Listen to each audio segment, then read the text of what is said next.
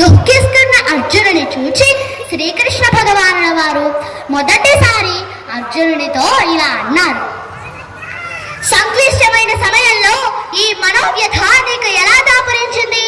ఇది ఆర్యులకు రాకూడనిది. అధైర్యపడి పౌరుషహీనుడిగా మాట్లాడుకు. నీచమైన హృదయ దౌర్బల్యాన్ని విడిచిపెట్టి యుద్ధం చెయ్యి అని శ్రీకృష్ణ భగవానుల వారు పలికారు. అప్పుడు ఈ పాటలు పెట్టేస్తే వినాయక చవితి అయిపోయింది. మనకి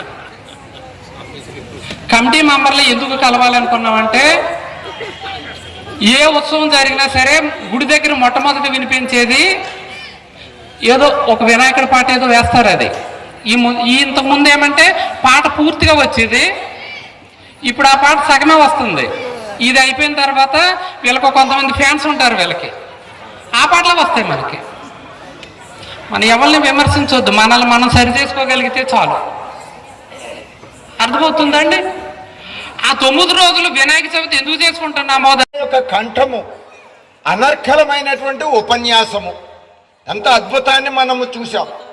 తను చెప్పినటువంటి మాటల ద్వారా భగవంతుడైనటువంటి శ్రీకృష్ణ పరమాత్ముడి యొక్క రూపము మన కళ్ళల్లో కనబడింది.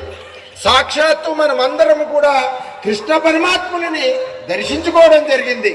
అంత అద్భుతమైనటువంటి ఆ ఉపన్యాసాన్ని ఆ చిన్నారి మనకి చెప్పడం చాలా అదృష్టం. సరే, చిన్నారి చెప్పడం చాలా అద్భుతం. అయితే తరువాత మన చిట్టి తల్లి శ్రీకృష్ణుని మనకు చూపించింది కదా.